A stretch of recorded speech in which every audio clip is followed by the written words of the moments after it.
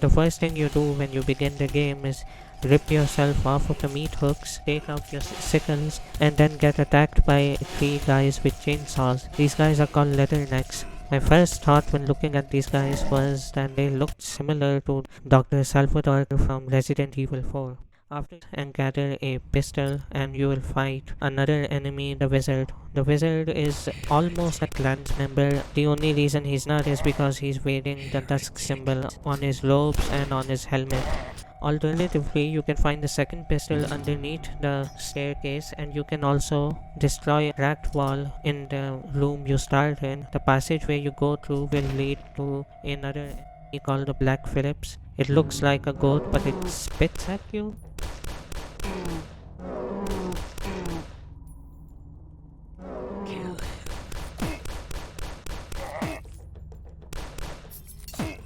Anyhow, you also find your first shotgun down here.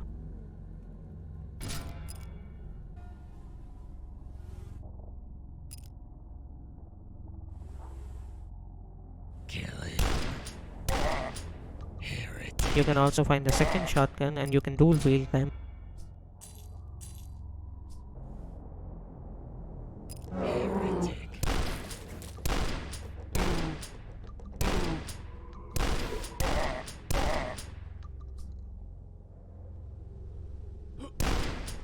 Second level now.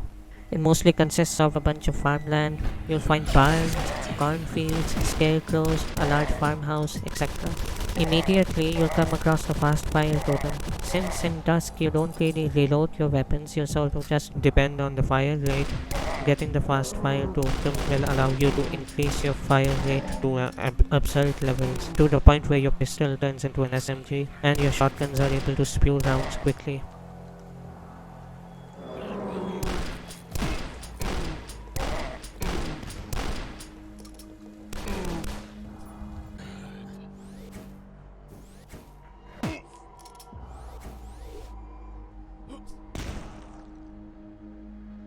Secondly, another thing to talk about is the fact that there's a hidden secret in the cornfield that you can get to by using a box or a barrel from nearby. The secret gives you access to the strongest weapon in Dusk, a rocket launcher called the Riveter that shoots explosive rivets. It is by far the game's strongest weapon and it's given to you this if you can bother to find it. Lastly, the scarecrows in this area actually come to life. As stated before, the scarecrows gain sentience. So when you get close enough to a scarecrow, they'll come to life and carry shotguns. Unlike most enemies in Dusk, the scarecrows don't actually emit any sound until you're close enough. The next area takes place in front of a church and a nearby cemetery with a series of sheds around them. This is one of the most atmospheric levels in the game, and rightly so, thanks to the area, the lighting, the skybox, and the music by Andrew Hulshult.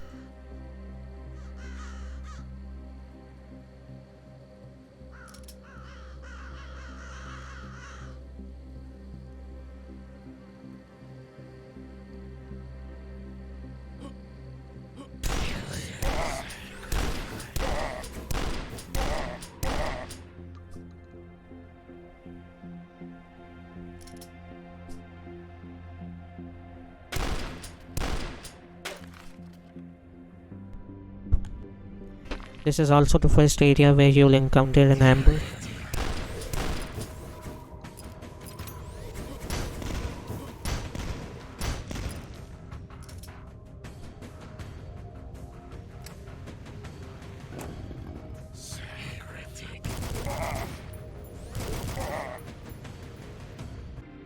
You'll also encounter rats here. They mostly make a squeaking sound, so they're easy to identify.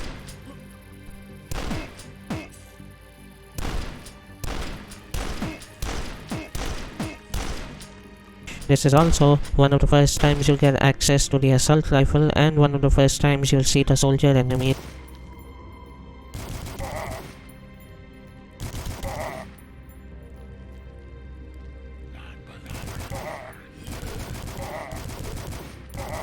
When you go to the catacombs underneath the church, you'll find the first boss of the game, the Intoxicator. With a name like that, you'd think it will try to bite you and poison you, but instead it just barfs at you. The barf is acidic and comes out like a shotgun blast.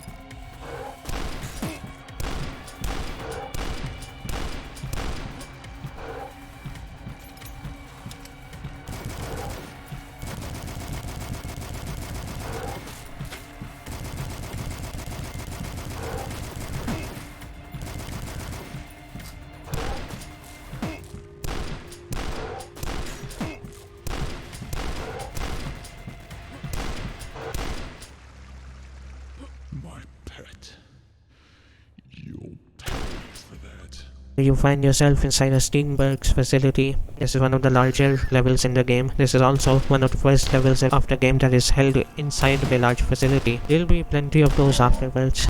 The Steamworks is highly atmospheric, extremely dark, with low visibility, and on top of that, maze-like.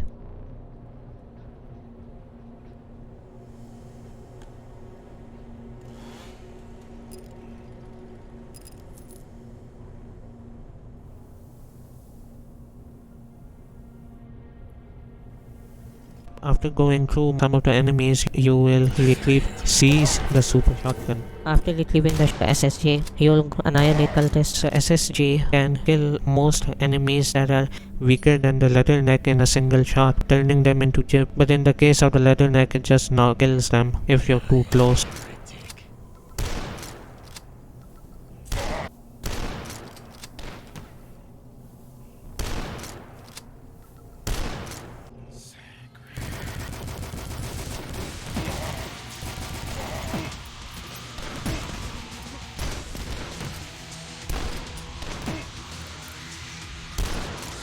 Next level, the sawmills. It literally takes place outside of a sawmill. There's several caverns right next to the sawmill, and on top of that, the area has several rail yards.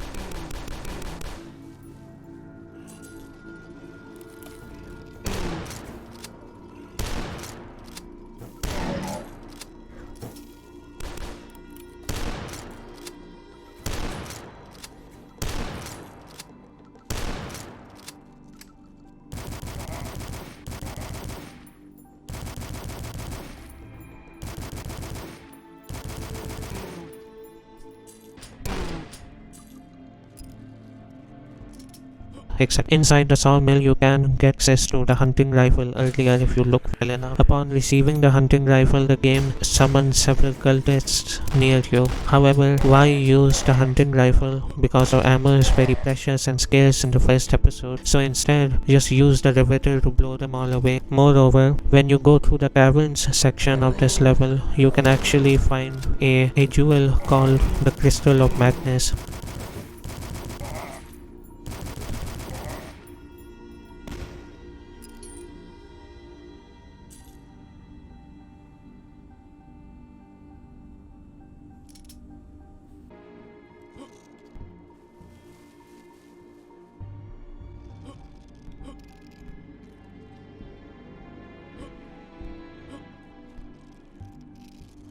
You may be wondering what the Crystal of Madness does.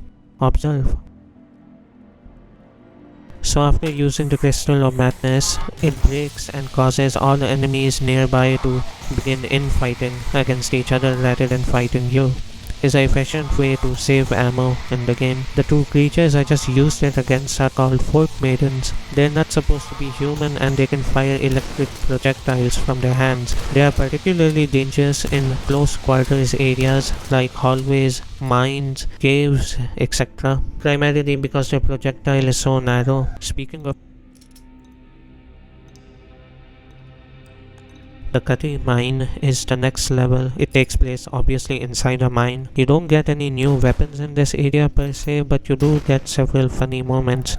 For instance, you get ambushed a lot in this area by Fork Maidens. There's one particular part where you're trying to open a wall, and when you open the door, it's just a brick wall with the Dusk symbol on it. When you turn around, you see the Fork Maiden standing behind you.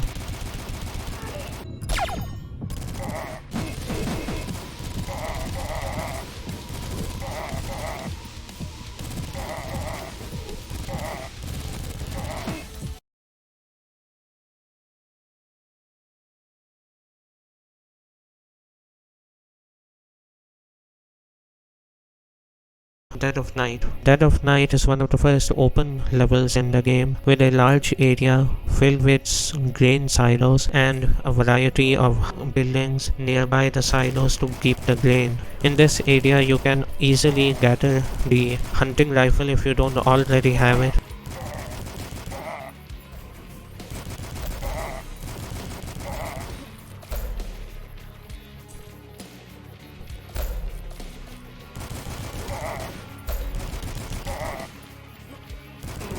Moreover, you can also collect one of the most efficient weapons in Dusk, the crossbow. The crossbow's bolts are capable of piercing multiple enemies at once and can also go through walls. This allows you to effectively collateral several enemies, and it does a large amount of damage.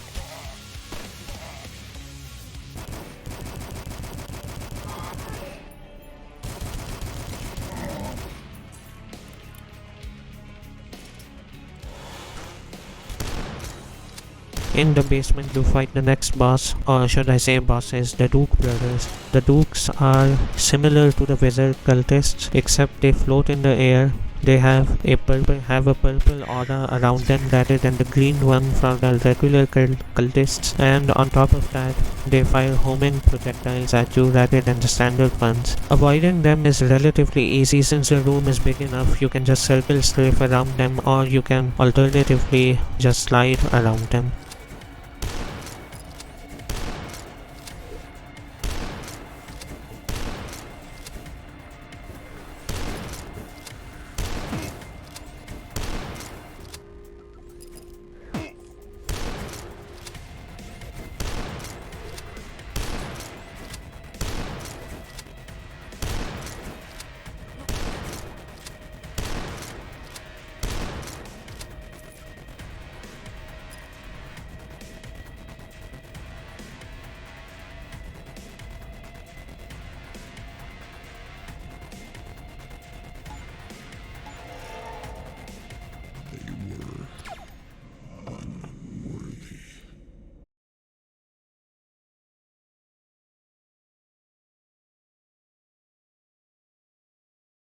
In the next area, you end up in a rock quarry and eventually reach the outer perimeter wall leading to Dusk.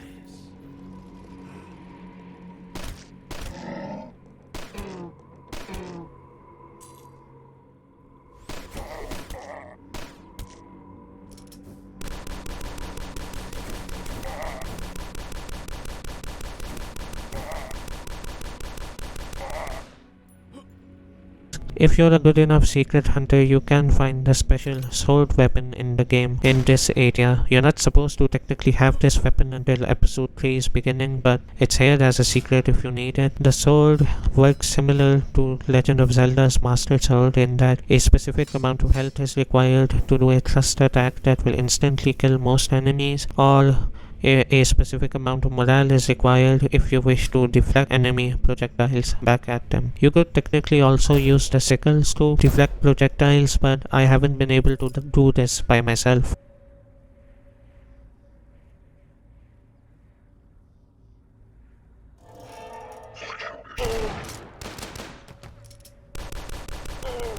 After you fight your way out of the quarry, you end up in a large open area where you can find the final weapon in the game, the mortar. The mortar is technically a grenade launcher. It even says that you gather grenades for whenever you pick up mortar ammo. The mortar can be used to fire grenades, and if they don't hit anything, instead of exploding on impact, you can destroy them by pressing the right mouse button. Secondly, after you reach a certain point in the level, you can open the perimeter wall and see your first instance of heavy infighting between the enemies. This primarily in the form of cultists versus the military, or the military that was left after what happened in the town.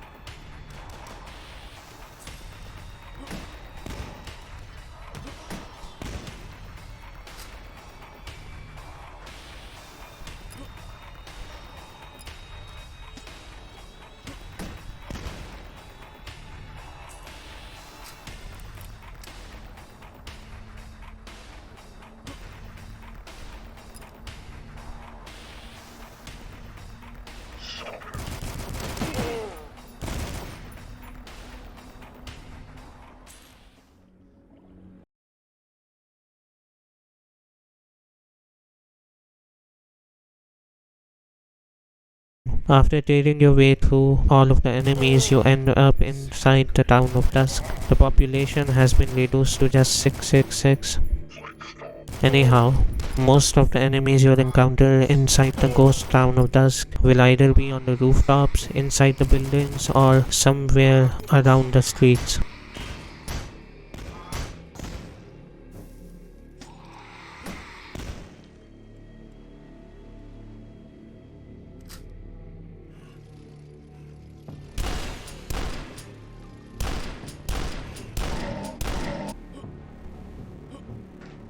You can technically use an exploit by using one of the rooftops to clip out of the levels area. After clipping out of bounds, you can then take advantage of this area because you can see through transparent walls most of interiors of most of the buildings in the area. You can use this as a means of defeating most of the enemies that you can't directly attack when you reach the buildings on your own. You can also take out several fort maidens, scarecrows, etc. Since the balls are transparent, you can technically fire all of your other weapons and they will hit.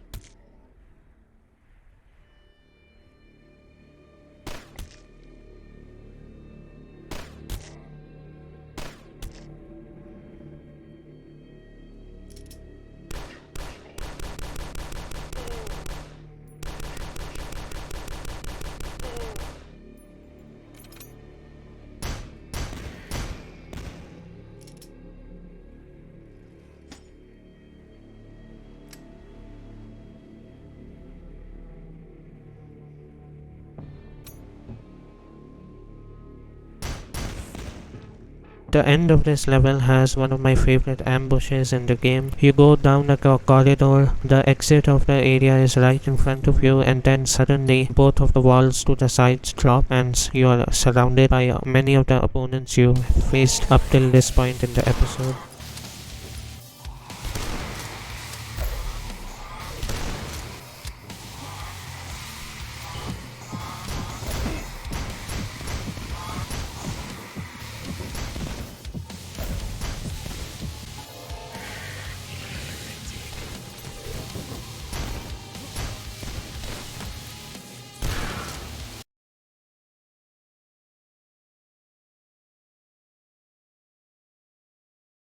Lastly, there's the final mission, Creations. Creations barely has any enemies in it aside from one soldier and two mad scientists that you will encounter more so in the second episode rather than the first.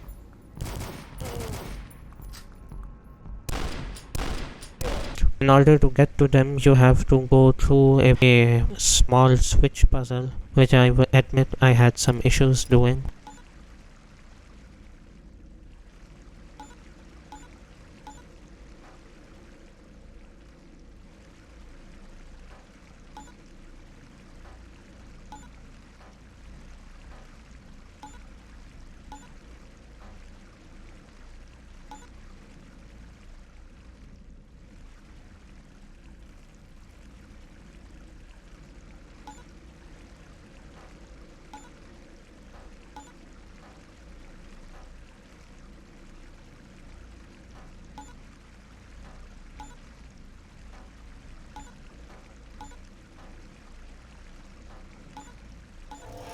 And finally, you enter a large room at the end of which is a machine with green energy flowing from it. After opening the machine, two large deer-like creatures come out of it. Both of the creatures have flaming skulls instead of skin on their head, and they fire a large amount of flaming skulls at you as their primary attack. They will also attempt to trample you with their hooves.